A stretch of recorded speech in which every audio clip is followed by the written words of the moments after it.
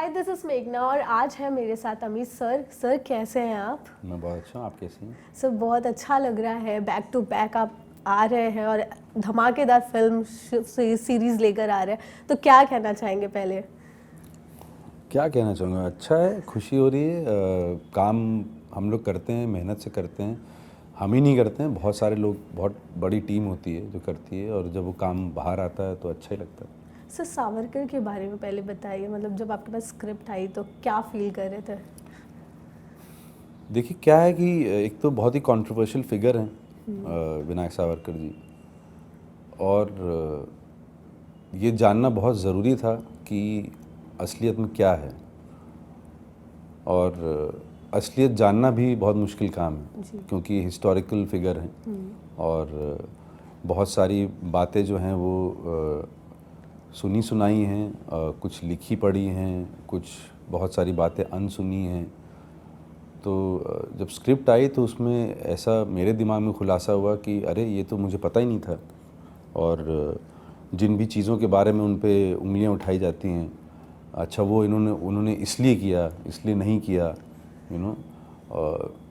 तो eye opener था बहुत बड़ा, और ऑटोमेटिकली फिर आपका मन करता है कि और जानूँ मैं। तो जो मैं कैरेक्टर कर रहा हूँ उनके बड़े भाई का, बाबा राव सावरकर का, उनके बारे में इतना कुछ था नहीं पढ़ने लिखने को, जानने को, बट जितना भी था वो सब कुछ राइटर्स के, रणदीप के दिमाग में था, और क्योंकि बहुत ही वेल रिसर्च्ड और बहुत समय लगाया गया था स्क्रिप्ट के, शूटिंग स्क्रिप्ट के लेवल तक पहुंचाने में। तो आई थिंक सबसे ज़्यादा इन्फॉर्मेशन स्क्रिप्ट के थ्रू ही मिली मुझे, और बातचीत के थ्रू मिली। सर इसमें आप बड़े भाई का किरदार निभा रहे हैं और आपका और रणदीप का जो रिलेशन है वो भी समथिंग ऐसा ही है, मतलब ऐसा देखा गया है। हाँ, वो रियल लाइफ में मैं एक्चुअली बड़ा हूँ उनसे, बट वो मेरे बड़े भाई जैसी हरकतें करते हैं मेरे साथ। तो मतलब ऑन स्क्रीन ऐसा कुछ था आपका जैसे जो रियल में आप नहीं, मुझे याद है जब उन्होंने बोला कि तुम बाबा राव सावरकर करो, क्योंकि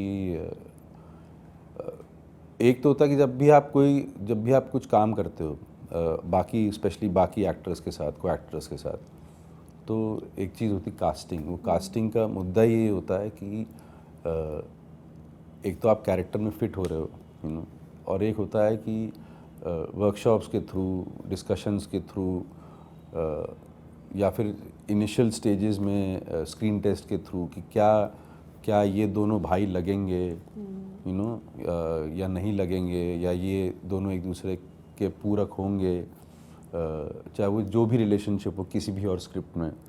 तो इस स्क्रिप्ट में स्पेशली आई थिंक वो एक बहुत ही लॉजिकल चॉइस थी रणदीप की कि मैं और वो भाई का रोल करें, क्योंकि हम लोग एक दूसरे को कुछ 28-29 साल से जानते हैं और भाई ही हैं रियल लाइफ में। तो कम से कम वो जो पार्ट था प्रिपरेशन का, एक रिलेशनशिप इस्टेब्लिश करने का दो एक्टर्स में, वो एलिमिनेटेड, वो ऑलरेडी इस्टेब्लिश था, तो वो एलिमिनेटेड था। तो एक उनके लिए एक सरदर्दी कम थी। तो प्लस मुझे मालूम है कि जब भी वो कुछ काम करते हैं तो बहुत ही घुस के करते हैं और डेडिकेटेडली करते हैं, और बहुत वेल रिसर्च्ड होते हैं, मेटिकुलस होते हैं, डिटेलिंग बहुत अच्छा होता है उनका। और जब मैंने स्क्रिप्ट पढ़ी तो माइंड ब्लोइंग एक्सपीरियंस था वो स्क्रिप्ट पढ़ना, in the truest sense of it. और आई थिंक मेरा चयन इसीलिए हुआ, और मुझे ऐसा लगता है कि बहुत ही अच्छा चयन हुआ। और ये एक ऐसी फिल्म है, एक ऐसी कहानी है जिसमें कोई भी एक्टर पार्टिसिपेट करना चाहेगा, leaving besides all the politics and the political games that happen around something like this.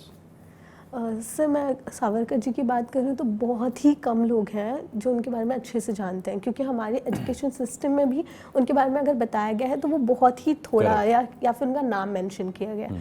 जब आपके पास ये स्क्रिप्ट आई थी और जब आपने उनको डीपली पढ़ा, सब जाना, तो आपको लगा कि ये एजुकेशन सिस्टम में इसको और भी बताने की ज़रूरत है? नहीं, देखिए डेफिनेटली ये बात तो है कि हमारे एजुकेशन सिस्टम में, एक तो पहली बात तो मैं खुलासा कर दूं आपके सामने कि जब भी हमें अपने स्कूलों में हिस्ट्री पढ़ाई गई ना तो बहुत ही बोरिंग तरीके से पढ़ाई गई।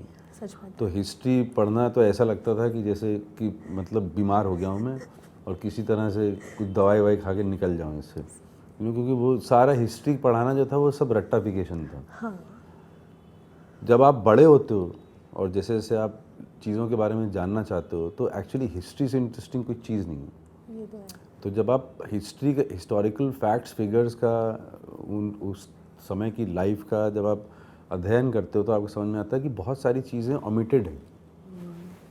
और अब वो किस वजह से किन लोगों ने क्या किया क्या नहीं किया वो मुद्दा नहीं है इस फिल्म का। मुद्दा ये है कि वो जो चीज़ें ओमिटेड थी जो कि नहीं पढ़ाई गई, जो कि नहीं दिखाई गई, नहीं बताई गई विनायक सावरकर जी के बारे में, वो इस फिल्म में दर्शाने की पूरी तरह से ट्रूथफुली कोशिश की गई है।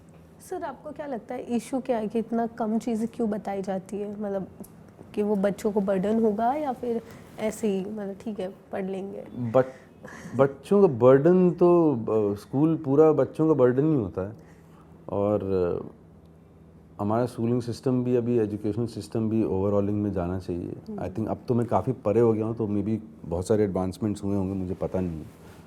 मुझे नहीं पता कि क्यों ऐसा हुआ क्यों नहीं हुआ ऐसा, बट ये बात पक्की है कि ऐसा हुआ तो है।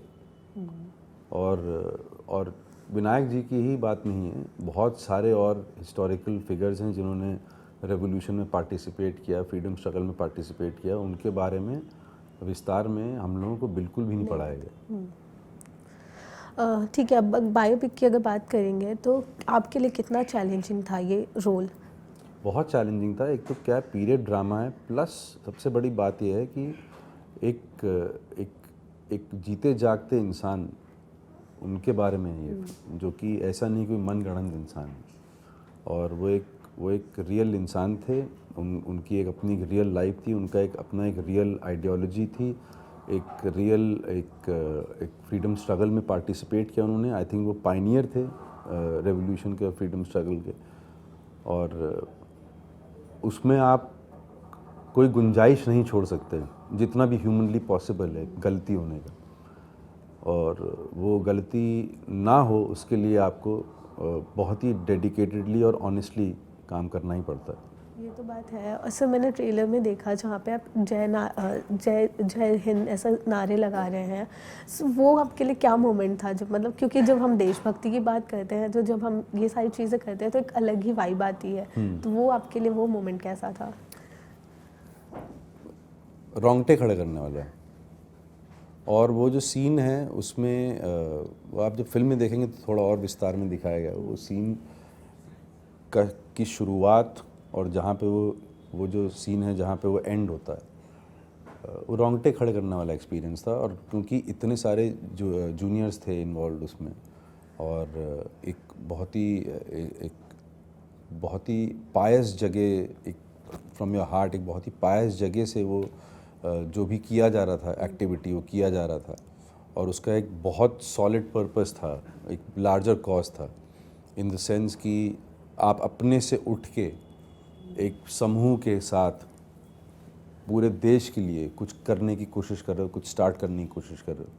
मैं आपसे बात कर रहा हूँ तभी भी अभी ऐसे गूस फ्लैश हो रहा है मुझे। तो बहुत अच्छा था वो। मुझे याद है जब मैं वो नारा लगा रहा था, वो एक क्योंकि फिल्म की शूटिंग में एक बार तो करना नहीं होता है, 25 बार करना होता है अलग अलग टेक्स के लिए।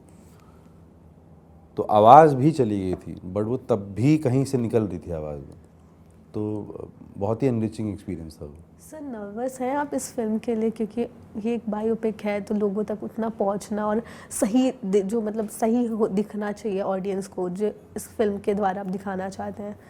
मैं नर्वस नहीं हूँ, मैं एक्साइटेड हूँ। मैं ये ज़रूर जानना चाहूँगा कि अगर 100 में से अगर 10 भी लोग जिनको गलतफहमी थी विनायक जी के बारे में, अगर वो कन्वर्ट हो गए, उनकी फीलिंग्स में कन्वर्ट हो गई, तो I think it's a win win situation for the film.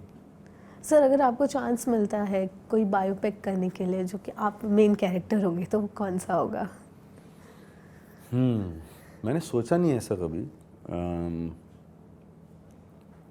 हाँ, ऑनेस्टली मैं इसका जवाब नहीं दे सकता आपको अभी, क्योंकि बट फिर भी मतलब ऐसा कुछ नहीं देखिए, ये क्या है ना, जब भी हिस्टोरिकल फिगर्स की बात आती है कि मैं क्या प्ले करना चाहूँगा, तो बहुत ही रिस्पॉन्सिबिलिटी वाला स्टेटमेंट होना चाहिए। मैं बिल्कुल भी रिस्पॉन्सिबल नहीं हूँ अभी कि नहीं इस सर। क्वेश्चन का आंसर देने में। ओके, ऑडियंस को लास्टली क्या कहना चाहेंगे और इस फिल्म के बारे में, और कुछ जो मैं आप लोगों से यही कहना चाहूँगा कि जो भी आपके मन में शंका शुबा है, जो भी आपका ओपिनियन है विनायक जी के बारे में और इस फिल्म के बारे में, आप उसको रखें, लेकिन इस फिल्म को देखें ज़रूर, क्योंकि शायद ऐसा हो सकता है और मुझे यकीन है कि ऐसा होगा कि आपकी भावनाएं और आपकी धारणाएं बदल सकती हैं ये फिल्म देखने के बाद। Thank you so much sir, and wishing you all the best for this film. Thank you. Thank you. Thank you so much.